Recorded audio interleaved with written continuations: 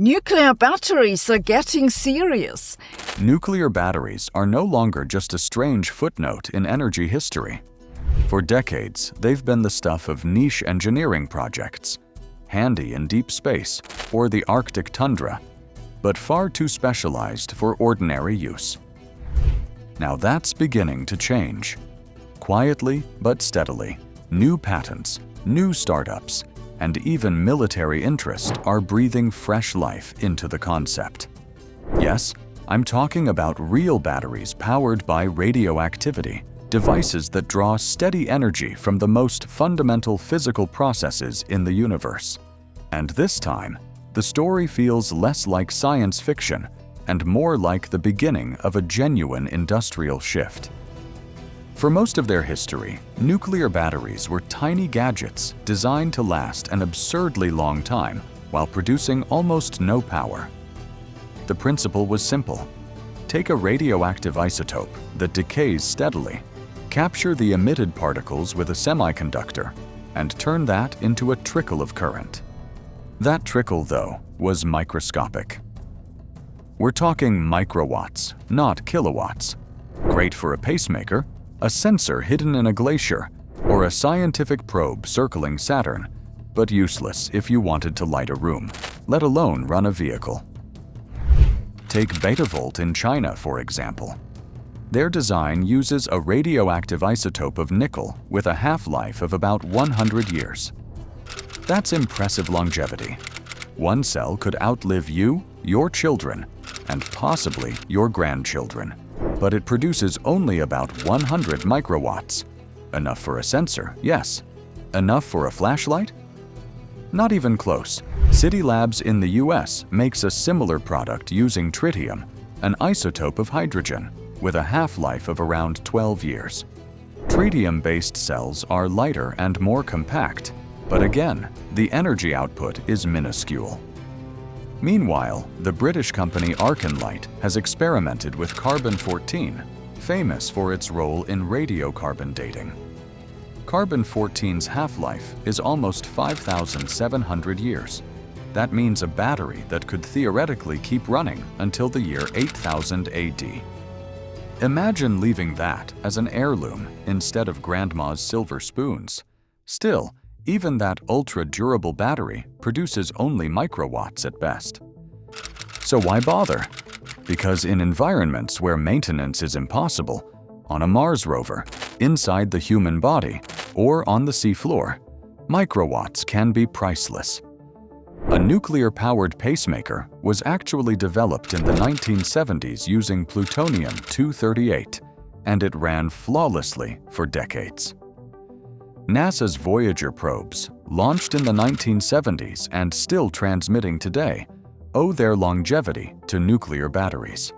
But while those stories are inspiring, they also highlight the central limitation: almost no power for any application that requires continuous work. That's why recent developments are so intriguing. Instead of treating nuclear batteries as immovable, microwatt-only devices, companies are starting to scale up. One obvious method is stacking cells, almost like Lego blocks, to raise the overall voltage and current. Infinite Power, for example, filed a patent showing a cube-like design about a meter across. The expected output? Roughly 3 watts. Still laughable compared to your wall outlet, but significantly better than a speck of microwatts. Enough to power a dim lamp or a small environmental monitor indefinitely. The same Chinese developers behind Betavolt's miniature cells also claim that by stacking, output could climb from microwatts to several watts. That sounds modest, but in the world of autonomous sensors, it's revolutionary. Think about what this means. Imagine an Arctic research station that never needs fuel deliveries, or a weather beacon bolted to a remote mountain peak, running non-stop for centuries. You could power an underwater camera system, watching coral reefs long-term, without ever needing to resurface it. Even something whimsical, like a live webcam pointed at penguins in Antarctica, streaming snapshots for 1,000 years, becomes technically possible. Still, there's only so far you can push the betavoltaic approach. If you try to use more energetic isotopes, the radiation destroys the semiconductor layers. The power goes up, but the device dies quickly. So, if you really want nuclear batteries with serious wattage, you need a different strategy. Enter the radioisotope thermoelectric generator, or RTG. RTGs are the heavyweights of nuclear batteries. Instead of capturing charged particles directly, they capture heat.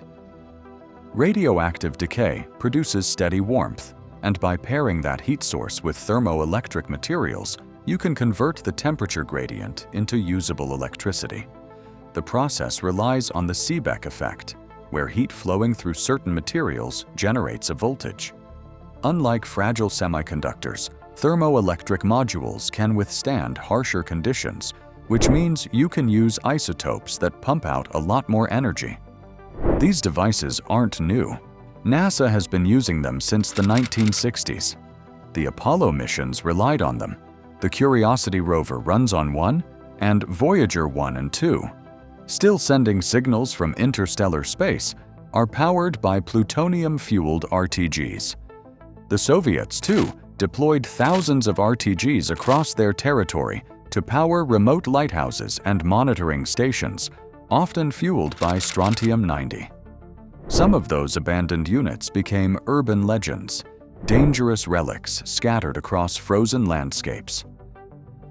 There's a chilling story from 2001 when a group of men in rural Russia found one such RTG.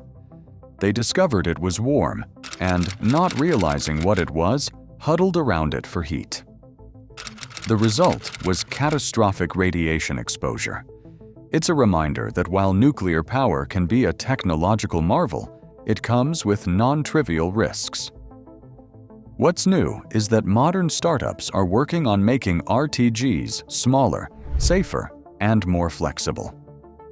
Xenopower, an American company, has been developing compact RTG designs with patents showing radically reduced sizes compared to the bulky space-era models.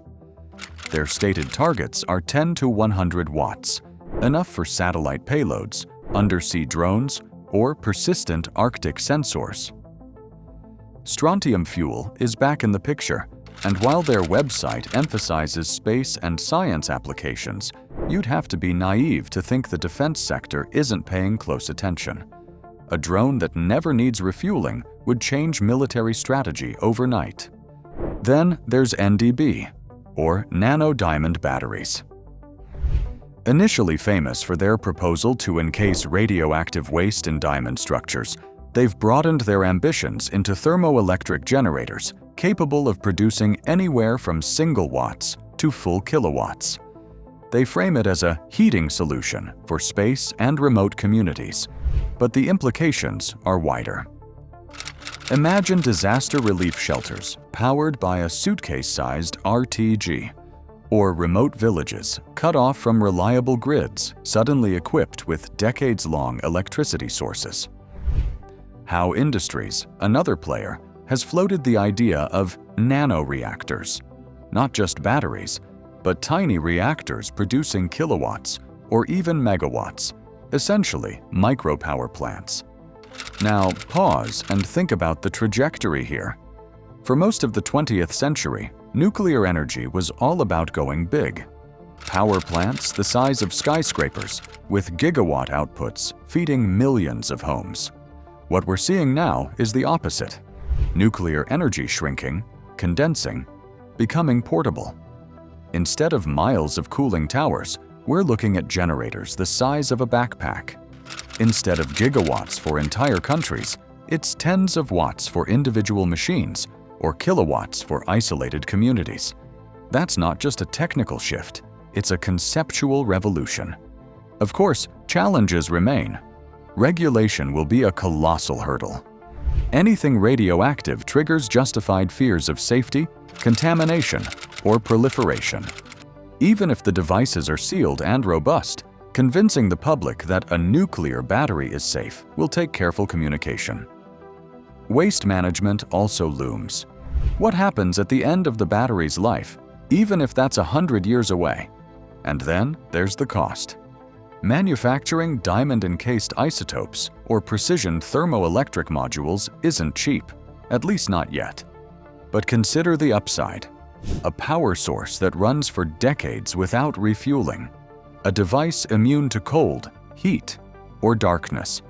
No need for sunlight like solar panels. No need for fuel deliveries like diesel generators. No degradation like lithium-ion. Just steady, quiet electricity. For space missions, it's priceless. For military and remote scientific applications, it's irresistible. And if costs come down, even ordinary industries could find use cases.